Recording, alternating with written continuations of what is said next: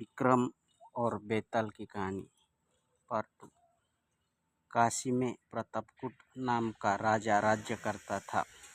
उसके वज्र मुकुट नाम का एक बेटा था। एक दिन राजकुमार दीवान के लड़के को साथ लेकर शिकार खेलने जंगल गया। घूमते घूमते उन्हें तालाब मिला। उसके पानी में कमल खिल रहे थे और हंस किलोल कर रहे थे। किनारों पर घने पेड़ थे जिन पर पक्षी चहचहा रहे थे। दोनों मित्र वहां रुक गए और तालाब के पानी में हाथ मुंह धोकर ऊपर महादेव के मंदिर पर गए। घोड़ों को उन्होंने मंदिर के बाहर बांध दिया और वो मंदिर में दर्शन करके बाहर आए तो देखते क्या है कि तालाब के किनारे राजकुमारी अपने सहेलियों के साथ स्नान करने आई है। दीवान का लड़का तो वही एक पेड़ के नीचे बैठा रहा, पर राजकुमार से न रहा गया। वह आगे बढ़ गया। राजकुमारी ने उसकी ओर देखा तो वह उस पर मोहित हो गया। राजकुमारी भी उसकी तरफ देखती रही। फिर उसने किया क्या कि जूड़े में से कमल का फूल निकाला, कान से लगाया, दांत से कुतरा, पैर के नीचे दबाया और फिर छाती से लगा अपनी सखियों के साथ चली गई।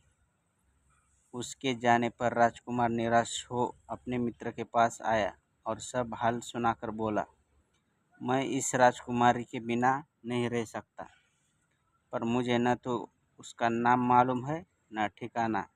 वो कैसे मिलेगी? दीवान के लड़के ने कहा, राजकुमार आप इतना घबराए नहीं, वह सब कुछ बताकर गई है। राजकुमार ने पूछा, कैसे?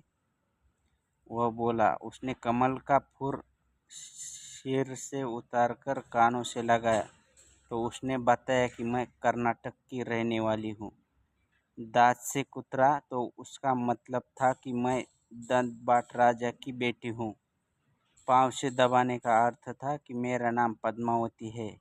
और छाती से लगाकर उसने बताया कि तुम मेरे दिल में बस गए हो।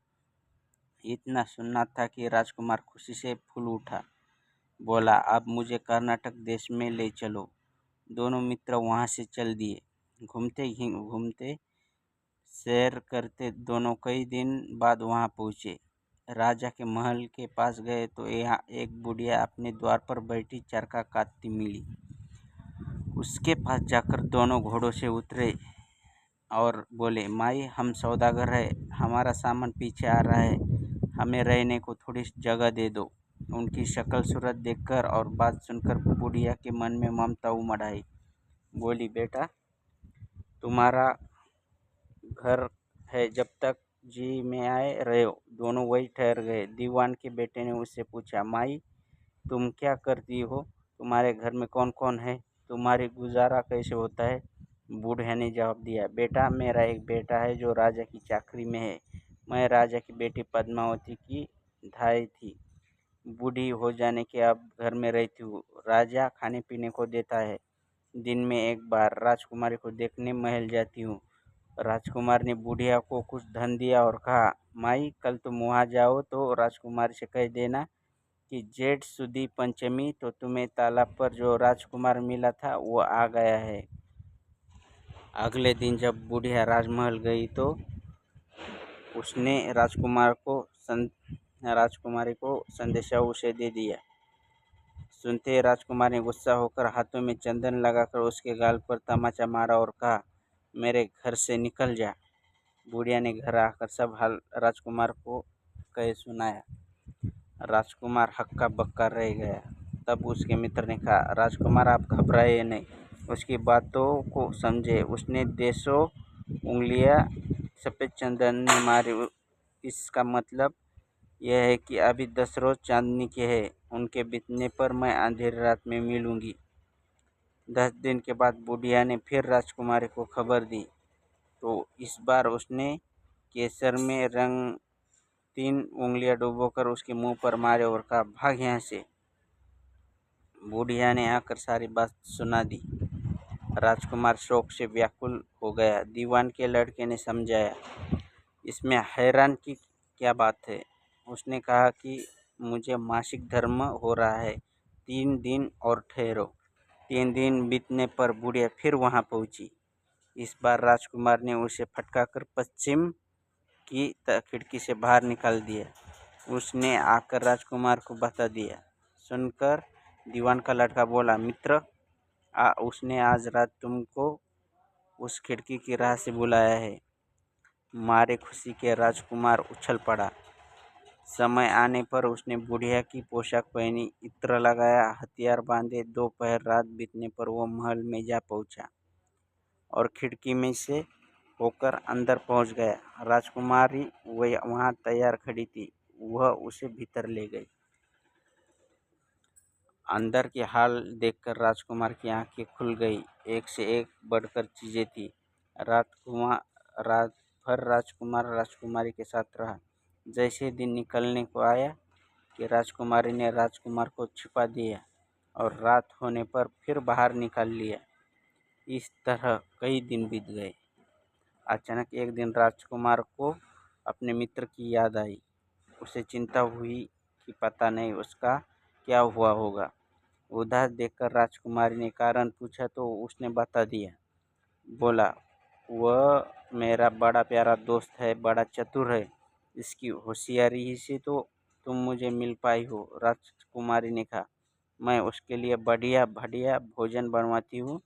तुम उसे खिलाकर तसल्ली देकर लौट आना। खाना साथ में लेकर राजकुमार अपने मित्र के पास पहुंचा। वे महीने भर से मिले नहीं थे।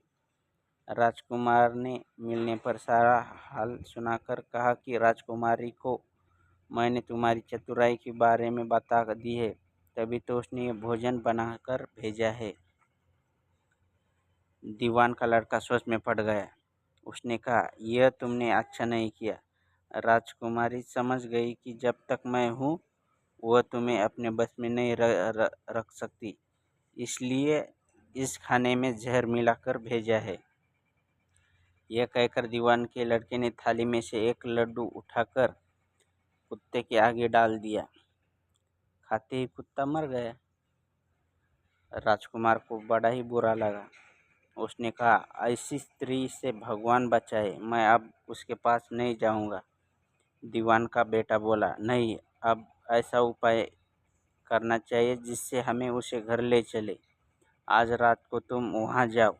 जब राजकुमारी सो जाए तो उसकी बाई जांघ पर त्रिशूल का निशान बनाकर उसके गहने लेकर चले आना।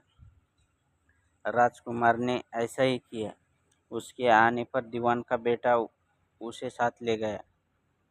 योगी का भेष बना मरघट में जा बैठा और राजकुमार से कहा कि तुम ये गहने लेकर बाजार में बेच आओ।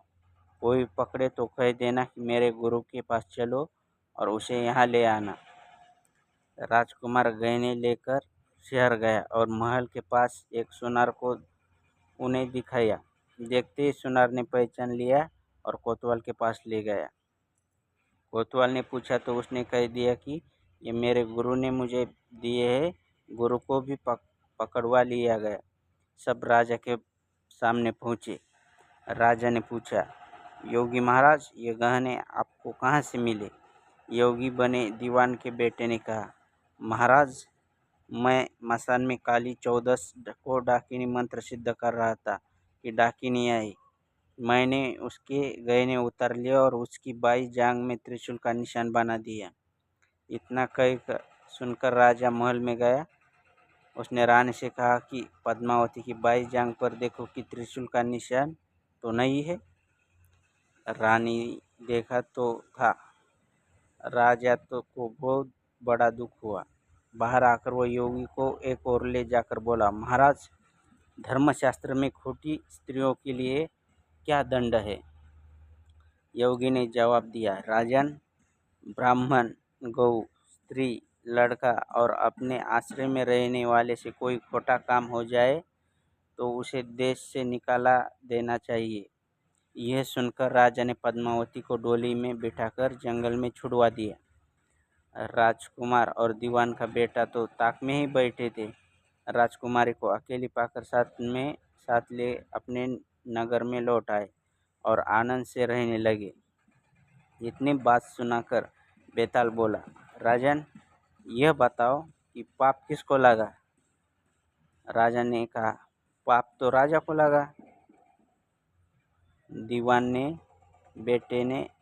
के बेटे ने अपने स्वामी का काम किया। कोतवाल ने राजा को कहना माना और राजकुमार ने अपना मनोरथ सिद्ध किया। राजा ने पाप किया जो बिना विचारे उसे देश से निकाल दे दिया। राजा का इतना कहना था कि बेताल फिर उसी पेड़ पर जा लटका। राजा वापस गया और बेताल को लेकर चल दिया।